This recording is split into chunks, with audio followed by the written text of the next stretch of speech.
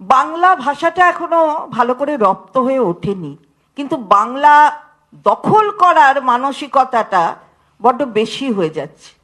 আসলে স্বপ্ন দেখা ভালো, কিন্তু ওই দুঃস্বপ্ন দেখাটা ভালো নয়।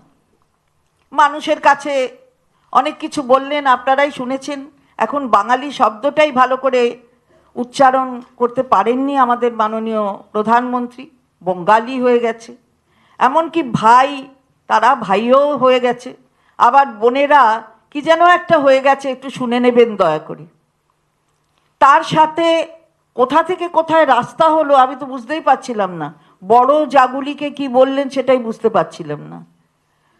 হঠাৎ মনে পড়ে গেছে হরিচাঁদ গুরুচাঁদ ঠাকুরের কথা।